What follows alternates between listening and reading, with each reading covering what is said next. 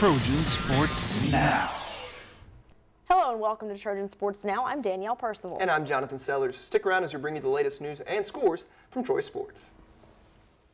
Homecoming weekend gives alumni and fans the chance to relive old memories on campus. And for those in Veterans Memorial Stadium on Saturday, there were new memories created of an unforgettable finish. Trailing by 6 with 48 seconds to go, the Trojans had one last chance at a victory. And who better to leave that chance with than Eric Thomas, who snagged a 20-yard touchdown pass with 7 seconds left on the clock and with a defender on his back. Will Scott knocked through the point after, and the Trojans walked away with a 34-33 victory against South Alabama. We told Corey, throw it to no one but Eric. Throw it up where Eric's got a chance. Eric, if you can't catch it, you cannot let him catch it. You cannot let it be an interception. So you got to either be a great receiver or a great DB, depending on in a split second. I think it was a pass interference at the end, but I still had to come down with it in order for us to win this game. The Trojans led by as many as 17 in the game, but gave up 4 touchdowns in the second half, including the Jaguars' go-ahead score with 48 seconds left in the game. That was just one of those things. It was heartbreaking running down the field. 'Cause I thought he had an interception, and to see the ball tip, my heart just dropped. But like I said, thank God for Eric Thomas.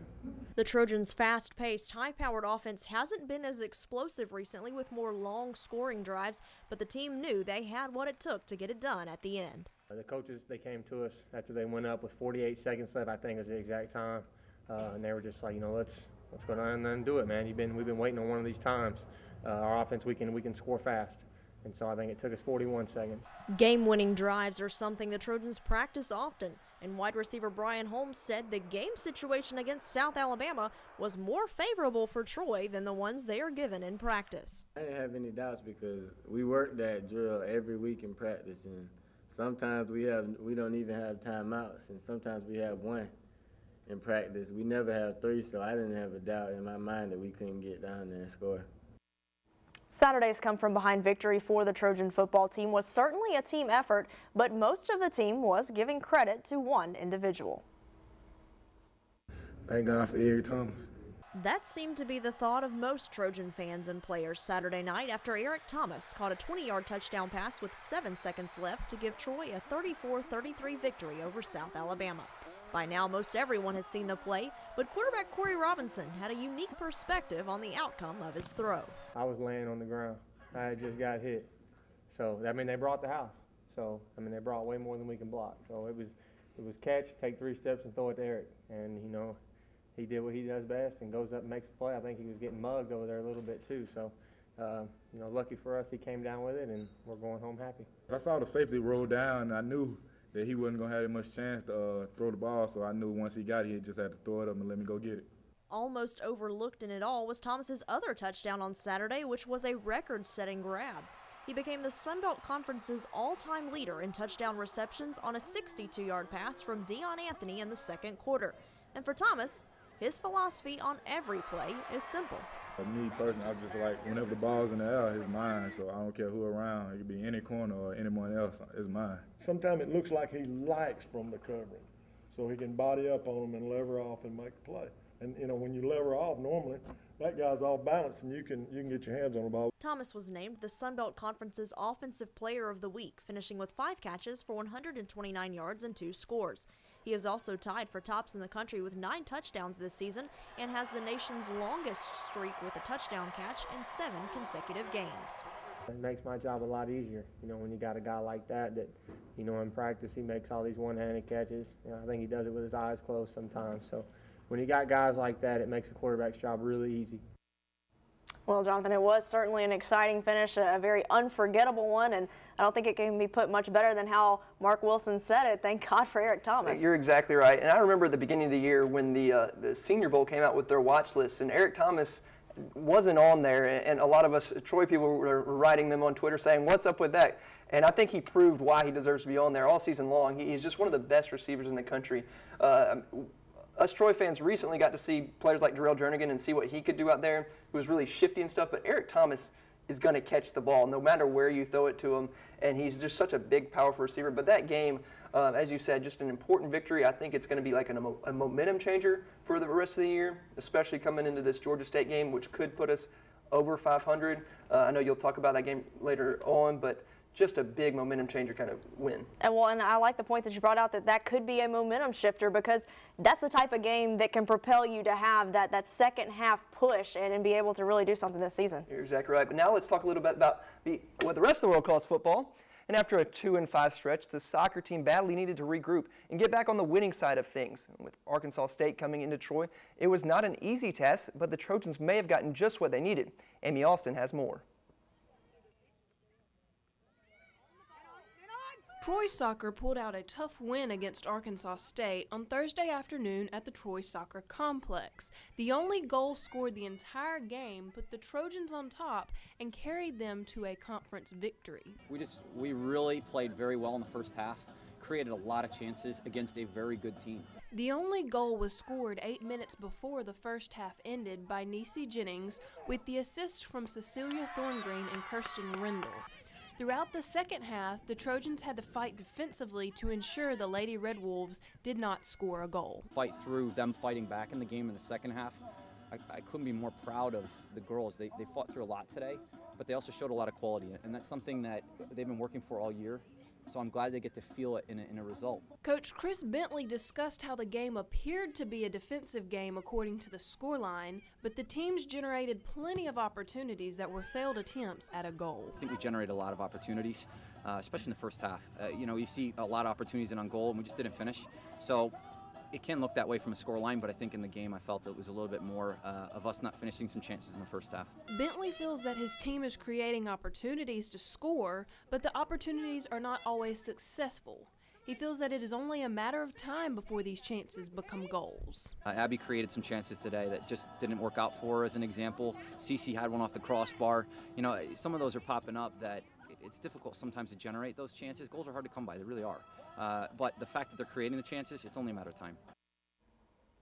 And Sunday, Troy was in Little Rock taking on the Trojans of UALR and picking up their second straight win, 1-0. Freshman Abby Reynolds scored her fourth goal of the year, while Madison Winter picked up her third straight shutout in goal. With a tough stretch of upcoming games, Coach Bentley says it was a big win for his team. I think we were dogged in defense after getting the goal, and it was an exciting game. I mean, we got a goal in the 54th minute. Abby Reynolds scored a great individual effort. And to have that type of performance, not just from Abby, but from the whole team after the fact, even before the fact, to keep them out of the net, showed a lot of resilience with the team and showed a lot of character. It was a great result for us. And this was the first time since 2005 that Troy has defeated both Arkansas Little Rock and Arkansas State in the same season. And the volleyball team ended a 5-match losing streak last week with a sweep over South Alabama. Then on Friday, the Trojans added another sweep to the win column. Troy picked up a strong win over Louisiana Lafayette in 3 sets. Maria Zelenovic led Troy with 12 kills and added 2 aces, while Alexandra Alexander posted 27 assists and 16 digs. The match evened Troy's Sunbelt record at 2-2. The volleyball team ended the homecoming weekend on Monday, but was unable to get a victory in 5 sets. It was the other Trojans of the Sunbelt from ULR that won in 5 sets in Trojan Arena in a game that was moved from Sunday afternoon to Monday. The Trojans trailed 2-1, but fought back to force a deciding set. Blair Winston posted 20 kills and Courtney Cohen added 23 digs to her school record, while Alexander had a match-high 52 assists. Head coach Sonny Kirkpatrick said it all came down to effort. We make an effort. We're not bad at all, and that lacked a lot today.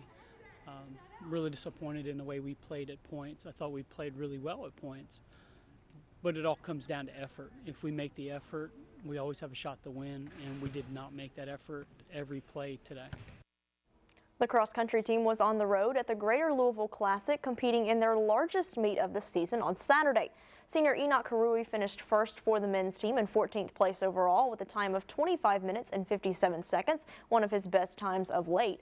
On the women's side, Julia Ostendorf was the top performer for the 4th time this season, finishing with a time of 19 minutes and 12 seconds.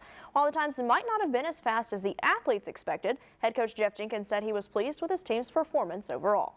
The times overall weren't super fast, and in the course it really is fast. It's a fast course, But for them having to manage that crowd, it really took a lot from them. But a lot of people did run well. Enoch ran the fastest time that he's run in 3 years. Julia ran the second fastest time she's ever run in cross country. So some good things we saw from our top people. All throughout the middle, we had some people stepping up and running good races. And people weren't too happy with their times, but looking at them from a coaching standpoint, they did a great job. Well, watch out for the women's rodeo team. They are coming through like a bull in a china shop, or a bull in a rodeo. Either way, they are dominating. The women won for the second straight week, earning 300 points, 95 more than the second place finisher. The women finished first and second in goat tying, while John Pitts won the bull riding event as the men finished fifth overall. Well, with all the homecoming festivities on campus this past weekend, the Trojan baseball team held their biannual alumni game this weekend and honored a few former players as well. Homecoming weekend is usually special for alumni who get the opportunity to return to their alma mater. But for a few Trojan baseball players, the opportunity to return to campus was even more thrilling this year. 3 former Trojan baseball players and 1 longtime supporter were inducted into the Trojan Baseball Hall of Honor. I'm not on the voting committee, but I get to make that call, and that's a great call to make. Most every guy is just so honored and wowed. So it's a lot of fun to have that conversation and then get them and their families back here to see the great moment. The players inducted this year were Adam Godwin, an outfielder for the Trojans from 2004 to 2005, Nate Moore, a pitcher from 2004, and Eric Wickstrom, a pitcher from 2001 to 2004. And looking back on their days at Troy, they had nothing but fond memories to share. You know, you think back and 9 years have gone by, but the 4 years with the the sweat and working hard out here and busting your butt, it definitely means a lot. This was 2 of my best years of my life I ever spent here. Came here not knowing what to expect, and left here with so many great friends and great memories. And the things I did, that was just kind of a byproduct of the team we had. The other inductee was current Troy IMG color analyst Jerry Miller. Miller has been on the broadcast team for 20 years and has seen some of the best Troy has to offer. I told Coach Pierce and Coach Smart that they really did me proud to go in with this group. That's as good as it gets. Broadcasting wouldn't be nearly as fun if those guys weren't winning, and we've had an opportunity to broadcast a lot of wins over the last 20 years. For these inductees, the ceremony may be over, but they will forever be linked to the Trojan baseball program. It's really surreal still. It hadn't set in. I thank God for my abilities that he blessed me with. And a lot of people have told me that, it's something that'll set in down the road when you can appreciate it. And don't get me wrong, I appreciate it, and it means a lot. It was a goal of mine when I was here playing at Troy. I think really when the ceremony is over and it has even more time to settle in, I think is when they really get it.